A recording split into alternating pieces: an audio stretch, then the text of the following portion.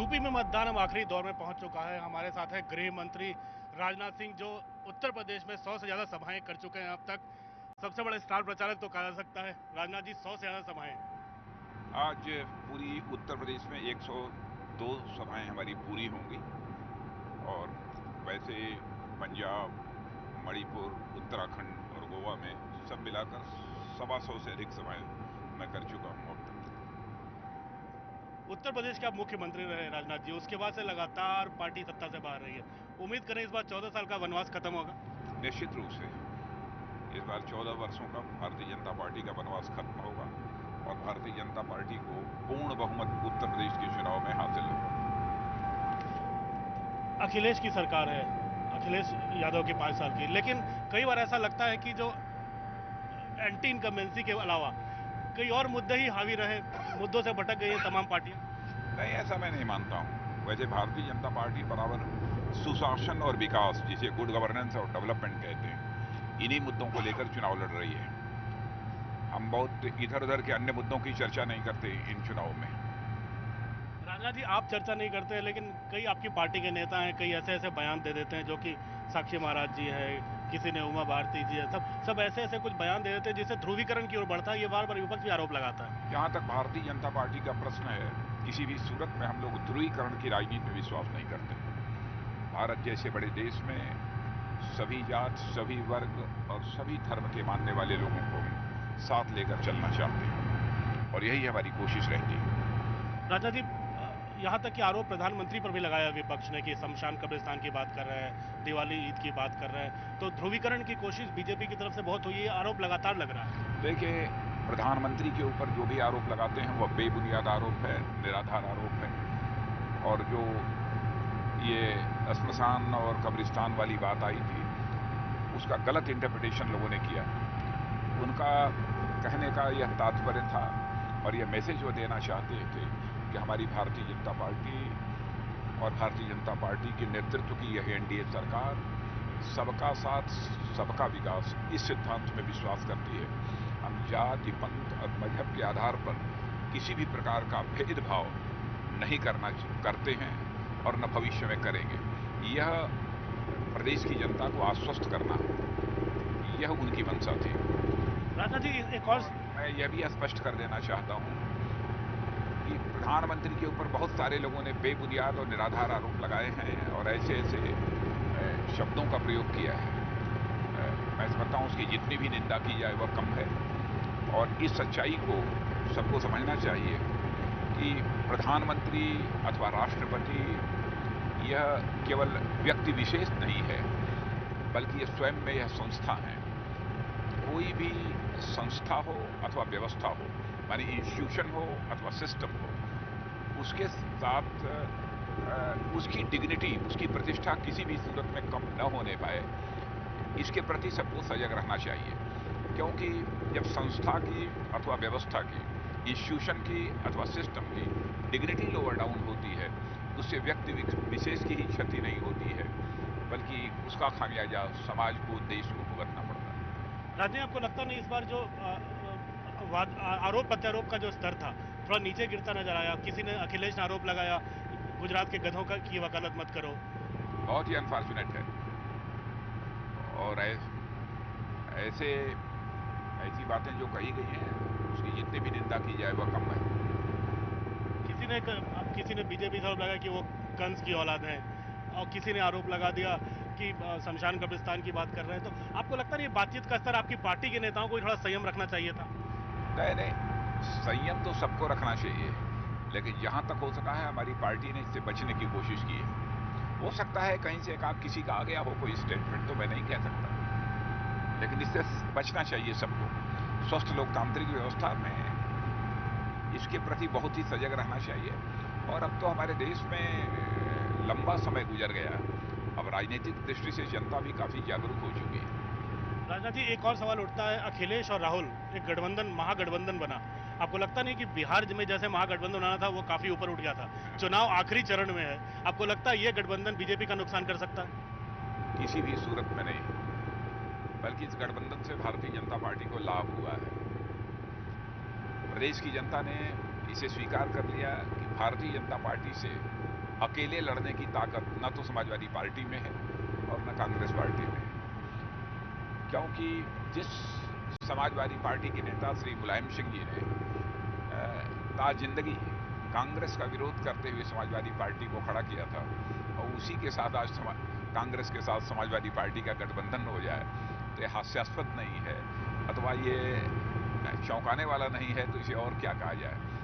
मुझे लगता है कि चाहे सपा हो, कांग्रेस हो, तो बहुजन समाज पार्टी, इन सभी ने पहले ही अपनी हार को स्वीकार कर लिया है और ये सारी राजनीतिक पार्टियां हारी हुई लड़ाई लड़ रही हैं। आप लोग बार बार ये दोहरा रहे थे कि बहुजन समाजवादी पार्टी कहीं से रेस में नहीं है, आपको लगता है रेस में आ चुके हैं वो? कदापि नहीं, बहुत पीछे है बहुजन समाज पार्टी। अब यह है कि इस समय लड़ाई भारतीय जनता पार्टी तो सभी विधानसभा क्षेत्रों में लड़ रही है, कहीं पर सपा कांग्रेस अलायंस भाजपा से लड़ रहा है, कहीं बहुजन समाज पार्टी लड़ रही है, लेकिन बहुत पीछे हैं ये लोग। भारतीय जनता पार्टी पूर्ण बहुमत हासिल करने जा रही है। कौन से मुद्दे आपको लगता है जो, अगर ध्रुवीकरण नहीं हुआ है तो कौन से मुद्दे हैं जो आप लोगों के पक्ष में जा रहे हैं? जनता क्यों वोट दे रही है आपको? देखिए, समाजवादी पार्टी सरकार के मुख्यमंत्री बार बार दावा करते हैं कि उनका विकास बोल रहा है, लेकिन हमने अपनी सार्वजनिक सभाओं में देखा है अथवा व्यक्तिगत बातचीत में भी उनके विकास के बोल की आवाज कहीं सुनाई नहीं दे रही है, और धरातल पर भी कहीं उनका कोई विकास दिख नहीं रहा है। एक और उनके मंत्री गायत्री प्रजापति, पूरी पुलिस ढूंढ रही है, कोर्ट ढूंढ रहा है, लेकिन वो नदारद है। आपको लगता है इतनी आसानी से कोई गायब हो सकता है, वो भी पुलिस प्रशासन से बच के? देखिए, इसीलिए मैं कहता हूं ना, क्लीन गवर्नमेंट देने का, साफ सुथरी सरकार देने का काम न तो समाजवादी पार्टी कर सकती है, न बहुजन समाज पार्टी कर सकती है, भले ही यह दावा करें। क्लीन गवर्नमेंट उत्तर प्रदेश को यदि कोई पार्टी दे सकती है तो वह भारतीय जनता पार्टी ही दे सकती है। जिस कैबिनेट मंत्री के ऊपर सामूहिक बलात्कार के आरोप हों, सुप्रीम कोर्ट ने वो स्वयं इंटरवीन करना पड़ा हो और आदेश करना पड़ा हो कि इसके खिलाफ FIR दर्ज की जानी चाहिए, उसको आज तक जो मुख्यमंत्री अपनी कैबिनेट में बनाकर रखा हुआ है, वह मुख्यमंत्री कैसे ही दावा कर सकता है कि हम उत्तर प्रदेश, जो देश का सबसे बड़ा राज्य है, इस राज्य को हम क्लीन गवर्नमेंट देंगे? संभव नहीं है। आप भी उत्तर प्रदेश के मुख्यमंत्री रहे हुए हैं, आपको लगता है पुलिस प्रशासन से इतनी आसानी से बचा जा सकता है? आपको लगता है इतनी आसानी से पुलिस और प्रशासन से बचा जा सकता है? गायत्री प्रजापति के नहीं, मुझे लगता है कि कहीं ना कहीं कोई पुलिस प्रशासन के ऊपर दबाव है। नहीं, ऐसा नहीं हो सकता कि पुलिस की नजरों से बचकर कोई चला जाए और कैबिनेट मंत्री हो, ऐसा नहीं हो सकता। आप लोगों की सत्ता आती है तो? आप लोगों की सत्ता आती है तो? हमारी सत्ता आएगी तो निश्चित रूप से कार्रवाई होगी, इसमें कहीं दो मत नहीं है। वो बिहाइंड बार होंगे, क्योंकि सुप्रीम कोर्ट ने स्वयं FIR दर्ज करने का आदेश दिया है, बिहाइंड बार करेंगे। और मैं यह मानता हूं कि शायद हम लोगों की सरकार रही, मैंने भी सरकार चलाई है, आपने देखा होगा, जिनके बारे में थोड़ी सी भी शिकायत मुझे प्राप्त हुई उनको निकाल मंत्रिमंडल से मैंने बाहर किया। मैं नाम नहीं लेना चाहता किसी का, ऐसे सरकार नहीं चलाई जाती कि बलात्कार का आरोपी मंत्रिमंडल में बैठा हुआ हो और हम सरकार चलाते रहे। 2012 में अखिलेश सत्ता में आए थे, 2014 में उन्हीं सभी विधानसभा में बीजेपी ने लीड किया, तो एंटी इनकम्बेंसी बीजेपी के खिलाफ होगी या अखिलेश के खिलाफ? एंटी इनकम्बेंसी बीजेपी के खिलाफ क्यों होगी? एंटी इनकम्बेंसी होगी तो उनके खिलाफ होगी, क्योंकि उन्होंने कुछ किया नहीं है। जहां तक भारतीय जनता पार्टी का प्रश्न है, सेंटर में हमारी गवर्नमेंट है, मोदी जी प्रधानमंत्री हैं। आपने देखा होगा कि 3.25 वर्षों का समय गुजर जाने के बाद भी किसी ने न तो हमारे प्राइम मिनिस्टर के ऊपर और न तो हमारी गवर्नमेंट के ऊपर साइन ऑफ इंट्रोगेशन लगाया, क्वेश्चन मार्क किसी ने आज तक नहीं लगाया, इंटेंशन पर, पर्टिकुलर नीयत पर। इस पर विवाद हो सकता है, काम कितना हुआ, कितना नहीं हुआ, कितना होना चाहिए, इस पर कोई बहस कर सकता है, लेकिन न तो प्राइम मिनिस्टर और न तो गवर्नमेंट के क्लीन इंटेंशन पर कोई क्वेश्चन मार्क नहीं लगा सकता है। एक और सवाल जो बार बार उठ रहा है, बसपा के पास मायावती थी, राहुल अखिलेश के पास अखिलेश यादव है, बीजेपी के पास चेहरा नहीं है, कहीं ना कहीं नुकसान कर सकता है? ये तो हम लोगों की रणनीति का हिस्सा है। इसके पहले भी हम चुनाव लड़े हैं, कई राज्यों में हम लोगों ने प्रोजेक्ट नहीं किया है चीफ मिनिस्ट्रियल कैंडिडेट, फिर भी हम चुनाव जीते हैं। जैसे छत्तीसगढ़ है, झारखंड है, हरियाणा है, महाराष्ट्र है, हम लोगों ने चीफ मिनिस्टर कैंडिडेट प्रोजेक्ट नहीं किया, फिर भी हम लोग चुनाव जीते हैं और हमारी सरकारें अच्छी चल रही हैं। देखिए, जिस तरीके से सरकार समाजवादी पार्टी और बहुजन समाज पार्टी चलाती है अथवा कांग्रेस पार्टी चलाती है, ये सरकार चलाने का तरीका नहीं है। इस बात को बराबर ध्यान रखना चाहिए सरकार चलाने वालों को, जो उसका मुखिया है वह बराबर हाई मॉरल पेडेस्टल पर खड़ा हो। ऐसा नहीं कि जैसा इस समय हो रहा है कि लोगों के ऊपर भ्रष्टाचार के आरोप है फिर भी कैबिनेट में बने हुए हैं, ऐसी सरकार नहीं चल रही। राणा जी, एक और आप 100 से ज़्यादा सभाएं कर चुके हैं, आप मुख्यमंत्री रह चुके हैं, आप जनता को बड़ी उम्मीद है कि राजनाथ जी कहीं चेहरा बन के ना आ जाए। नहीं नहीं, हमारे यहाँ तो पार्लियामेंट्री बोर्ड फैसला करेगी, जरूरत हुई तो हम विधायकों की भी ओपिनियन लेंगे, इन सब सारी चीजों के बाद बैठकर फैसला करेंगे। उस पार्लियामेंट्री बोर्ड का हिस्सा मैं भी हूँ। कहीं यूपी जाने का मन दिल होता आपका? आपका अपना राज्य है।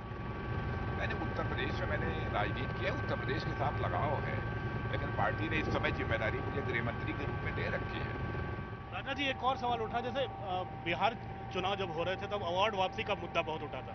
अभी रामजस कॉलोनी जो हुआ उसको लेके बहुत उठ रहा है। दिल्ली पुलिस के हाई हैंडेड्स की बात कर रहे हैं, ये कह रहे हैं कि जब से बीजेपी आई है फ्रीडम ऑफ एक्सप्रेशन खत्म हो गया। फ्रीडम ऑफ एक्सप्रेशन मैं ऐसा नहीं मानता हूँ, बल्कि फ्रीडम ऑफ एक्सप्रेशन ये पहले की अपेक्षा बढ़ा है। और दिल्ली पुलिस कमिश्नर से हमारी स्वयं बातचीत हुई, मैंने स्वयं भी सुझाव दिया था कि संयम से काम लिया जाए, और दिल्ली पुलिस ने जहां तक बन सका है संयम से काम लेने की अपनी तरफ से भरपूर कोशिश की है। लेकिन मैं ये सुझाव देना चाहता हूं कि भारत का जो भी नागरिक है, ठीक है, वह जो कुछ भी विचार व्यक्त करना चाहे करे, लेकिन न तो उसे भारत विरोधी नारे लगाने चाहिए, न भारत विरोधी नारों के पोस्टर्स कहीं चिपकाने चाहिए। इसको देश किसी भी सूरत में स्वीकार नहीं करेगा। यही इसी पर लोग बोल रहे हैं कि भाव मतलब यहाँ पर फ्रीडम ऑफ एक्सप्रेशन खत्म हो रहा है। जेएनयू में भी भारत विरोधी पोस्टर वे भी लगे हुए हैं, आप देख रहे होंगे। तो आप लोग गृह मंत्रालय, आप लोग रिपोर्ट मंगवाते रहते हैं, कार्रवाई क्यों नहीं हो रही है? कार्रवाई ये पुलिस का काम है, पुलिस जो कार्रवाई करना होगा, पर जो भी विधिसम्मत होगा वो काम अपना पुलिस को करना है। उस संबंध में हम लोग हस्तक्षेप नहीं करते। आप लोग के संज्ञान में है? जो भी न्याय संगत होगा वो पुलिस करेगी।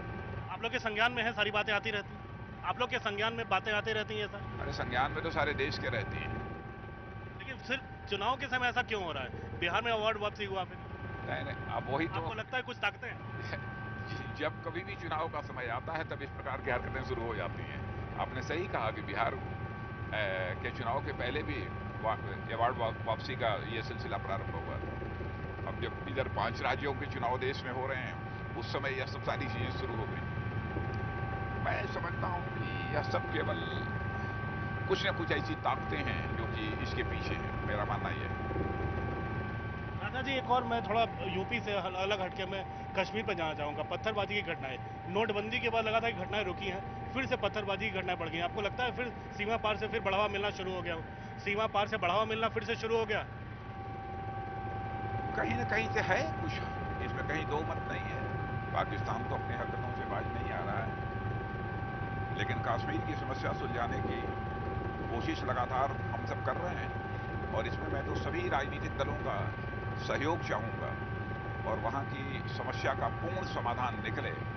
इस संबंध में जो इस सत्र प्रारंभ हो रहा है, उनमें विभिन्न राजनीतिक दल के नेताओं से भी मैं बातचीत करूँगा, और उनका भी सहयोग लेकर हम इसका समाधान निकालने की कोशिश करेंगे।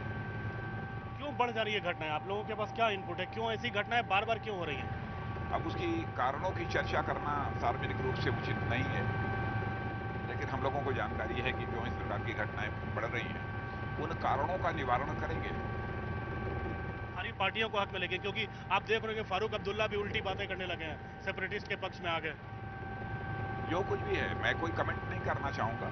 कोशिश हम लोगों की तरफ से यही होगी कि कश्मीर की समस्या का समाधान हो, क्योंकि कश्मीर भारत का इंटीग्रल पार्ट था, है और भविष्य में रहेगा। इतना ही मैं आश्वस्त करना चाहता हूँ। पाकिस्तान फिर सर उठाने लगता है कश्मीर के बहाने। पाकिस्तान हमारा पड़ोसी देश है। हम लोगों ने अपनी तरफ से भरपूर कोशिश की कि अपने पड़ोसी देश के साथ हम लोगों के रिश्ते काफ़ी बेहतर हों। आपने देखा होगा प्रधानमंत्री ने स्वयं आमंत्रित किया था सारे पड़ोसी देशों के राष्ट्राध्यक्षों को शपथ ग्रहण समारोह के समय भी, और बाद में भी कई ऐसे अवसर आए जब प्रधानमंत्री ने अच्छे संबंध बनाने के लिए दरिया दिली का परिचय दिया था। लेकिन क्या मजबूरी है पाकिस्तान की, और पाकिस्तान को इन हरकतों से बाज आना चाहिए। मैं मानता हूँ सैनिक बलों पे, अर्धसैनिक बलों पे बहुत हमले बढ़ गए, अर्धसैनिक बलों और सैनिकों पे बहुत हमले बढ़ गए, बहुत नुकसान भी हो रहा है, कई सैनिक शहीद हो रहे हैं। वैसे चिंता का विषय। वैसे जब कभी भी कोई हमारा सेना का जवान, सुरक्षा का जवान यदि शहीद होता है तो निश्चित रूप से हम लोग भी बहुत आहत होते हैं, इसमें कहीं दो मत नहीं। लेकिन हमारे बहादुर सेना और सुरक्षा के जवान इस देश की सुरक्षा में अपने प्राणों की बाजी लगाकर अपने काम को पूरी तरह से अंजाम दे रहे हैं और उन्हें कामयाबी भी हासिल हो रही है। वो बधाई के पात्र हैं, जितनी भी उनकी प्रशंसा की जाए वो कम है। बीच बीच में जो वीडियो सामने आ जाते हैं जवानों के, बीच बीच में जवानों के वीडियो सामने आ जाते हैं। नहीं, जो कुछ भी हुआ था उसकी रिपोर्ट बाहर आ चुकी है, कैसे हुआ। राजा जी, एक और अब मैं ख़त्म करना चाहूँगा। 5 राज्यों में चुनाव, यूपी ख़त्म ही हो गया ऑलमोस्ट। कौन कौन से राज्य आप बीजेपी को दे रहे हैं? उत्तर प्रदेश दे रहा हूँ, उत्तराखंड दे रहा हूँ, गोवा दे रहा हूँ, और मणिपुर भी भारतीय जनता पार्टी अपनी सरकार बनाने जा रही है। और पंजाब के बारे में अभी मैं विश्वास के साथ कुछ कह नहीं पाऊंगा। अब तो 11 तारीख को चुनाव परिणाम आएंगे, स्थिति स्पष्ट होगी। राजा जी, शुभकामनाएं हमारी। बहुत बहुत धन्यवाद। Amitabh Sinha, news 18 India.